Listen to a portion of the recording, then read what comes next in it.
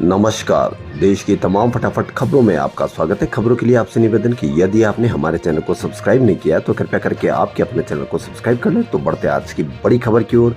नरेंद्र मोदी की आज तीसरी बार प्रधानमंत्री पद की शपथ की। जी हाँ, कार्यक्रम राष्ट्रपति भवन में शाम 7:15 बजे होगा, लेकिन इससे पहले ही संभावित मंत्रिमंडल की तस्वीरें साफ हो गई है।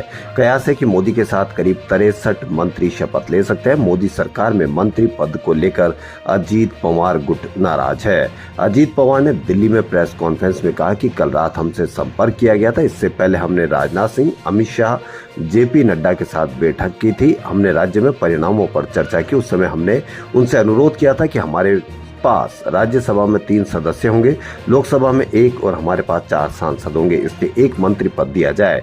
कल हमें बीजेपी से स्वतंत्र प्रभार देने का ऑफर मिला। हम सब जानते हैं कि प्रफुल्ल पटेल कैबिनेट मंत्री थे, तो हम कह रहे हैं कि हमें कैबिनेट मंत्री का पद चाहिए, इसलिए हमने मंत्री पद अस्वीकार कर दिया। प्रफुल्ल पटेल ने कहा कि गठबंधन में कोई मतभेद नहीं है। मुझे राज्य मंत्री ऑफर किया गया था।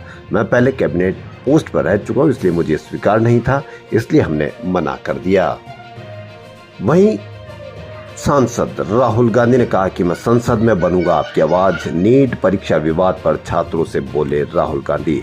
जहां कांग्रेस नेता राहुल गांधी ने राष्ट्रीय पात्रता सह प्रवेश परीक्षा स्नातक यानी नीट यूजी मेडिकल प्रवेश परीक्षा विवाद पर बड़ा बयान दिया है। उन्होंने प्रधानमंत्री पद के लिए नामित नरेंद्र मोदी पर रविवार को निशाना साधा। राहुल ने कहा कि नए कार्यकाल के लिए मोदी के शपथ लेने से पहले ही परीक्षा में कथित अनियमितताओं के कारण 24 लाख से अधिक छात्रों को नुकसान पहुंचा है। उन्होंने देश के छात्रों को आश्वासन दिया कि वह संसद में उनकी आवाज बनेंगे और उनके भविष्य में जुड़े मुद्दों को जोरदार तरीके से उठाएंगे। राहुल गांधी ने कहा कि आज मैं देश के सभी छात्रों को विश्वास दिलाता हूं कि मैं संसद में आपकी आवाज बनकर आपके भविष्य से जुड़े मुद्दों को मजबूती से उठाऊंगा। उन्होंने कहा कि युवाओं ने इंडिया गठबंधन पर भरोसा जताया और इंडिया उनकी आवाज को दबने नहीं देगा। प्रधानमंत्री नरेंद्र मोदी तीसरी बार प्रधानमंत्री पद की शपथ लेकर आज इतिहास रचेंगे। वह अटल बिहारी वाजपेयी, जवाहरलाल नेहरू और भी ऐसे तीसरे नेता हैं जो तीसरी बार प्रधानमंत्री पद की शपथ लेंगे। मंत्रिमंडल में इस बार 65 मंत्री पद की शपथ ले सकते हैं, लेकिन कई पिछली सरकार में मंत्री रहे नेताओं को नई कैबिनेट में जगह नहीं मिल सकती है। बीजेपी इस बार अपने दम पर बहुमत से 32 दूर है। जाहिर है इसकी झलक भी मंत्रिमंडल में मिल रही है। नई सरकार में सहयोगियों को करीब 1 दर्जन मंत्रालय बांटे गए हैं। पिछली सरकार में स्मृति ईरानी, राजीव चंद्रशेखर, अनुराग ठाकुर को मंत्रालयों का जिम्मा दिया गया था, लेकिन अब ये साफ हो गया कि नेताओं को कैबिनेट में शामिल नहीं किया गया है। आइए देखें कौन कौन से मंत्री हैं जिनको मोदी 3-0 में कुर्सी नहीं मिल रही है।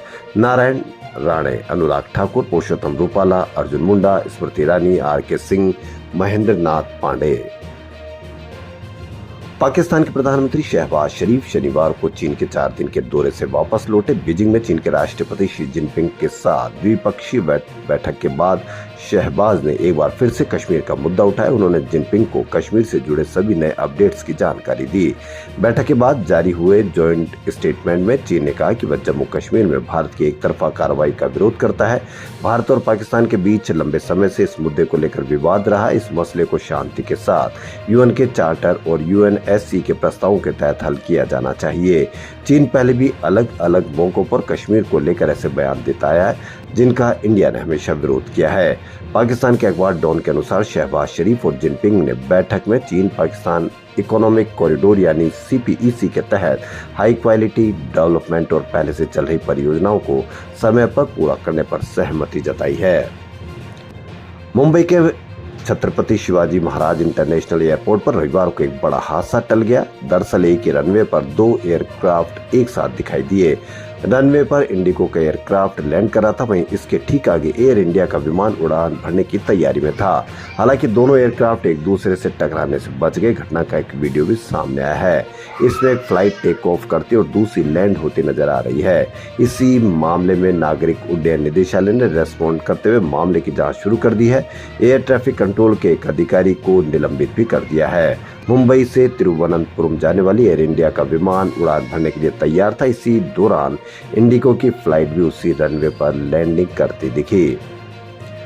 जैसे जैसे मोदी सरकार के शपथ ग्रहण का वक्त करीब आ रहा है, मंत्रियों के नाम भी सामने आते जा रहे हैं। राष्ट्रपति भवन में आज 63 सांसद मंत्री पद शपथ ले सकते हैं। इनमें सबसे ज्यादा उत्तर प्रदेश से 8, मध्य प्रदेश से 5, जबकि राजस्थान से 4 है। हालांकि अब तक कोई आधिकारिक जानकारी नहीं आई।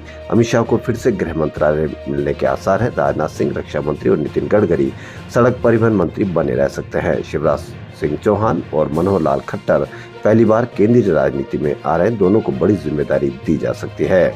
जेडीयू के राज्यसभा सांसद रामनाथ ठाकुर, मुंगेर से सांसद लल्लन सिंह को भी मंत्री बनाए जाने की चर्चा है। वहीं टीडीपी से राम मोहन नायडू और पी चंद्रशेखर पेमा सानी को मंत्री बनाया जा सकता है। इसके अलावा 7 अन्य पार्टियों से एक सांसद को मोदी कैबिनेट में जगह मिल सकती है। एनडीए सरकार में एक मंत्री पद को लेकर अजीत पवार के एनसीपी में खींचतान चल रही है। प्रफुल्ल पटेल और सुनील तटकरे के दोनों ही दावेदारी कर रहे हैं। ऐसे में अजीत पवार के सामने संकट खड़ा हो गया कि इस विवाद को कैसे निपटाएं। मणिपुर में संघर्ष कई दिनों से जारी है, मगर कोई मीडिया पर किसी प्रकार की कोई चर्चा नहीं। जिरीबाम जिले में शनिवार को संदिग्ध उग्रवादियों ने 2 पुलिस चौकियों, 1 फॉरेस्ट ऑफिस और 70 घरों में आग लगा दी। पुलिस का कहना है कि हमलावर 3-4 नावों पर सवार होकर बराक नदी के रास्ते से घुसे थे। इससे पहले गुरुवार 6 जून को भी कुछ गांवों और पुलिस चौकियों पर हमले हुए थे। सूत्रों के अनुसार चीन कुकी आतंकवादियों को खत्म करने के लिए बांग्लादेश की सरकार के निर्देश के बाद 200 से अधिक आतंकी बांग्लादेश में भारतीय सीमा में भाग गए हैं। वे मिजोरम के रास्ते मणिपुर में प्रवेश करने की ताक में है। आग लगने की घटना जीरीमुख और छोटो बेकरा के पुलिस चौकियों और गोवा खालबंद सीट ऑफिस में हुई। इस घटना के कुछ घंटों बाद एसपी का तबादला कर दिया गया। आदेश के अनुसार जिरीबाम एसपी घनश्याम शर्मा को मणिपुर पुलिस ट्रेनिंग कॉलेज के एडिशनल डायरेक्टर पद पर ट्रांसफर कर दिया गया है। अब देखना यह है कि मणिपुर की हिंसा नई सरकार कब तक रोकती है। खबरों फिलहाल इतना ही। यदि आपको हमारा चैनल पसंद आए तो लाइक, सब्सक्राइब और शेयर अवश्य करें। धन्यवाद।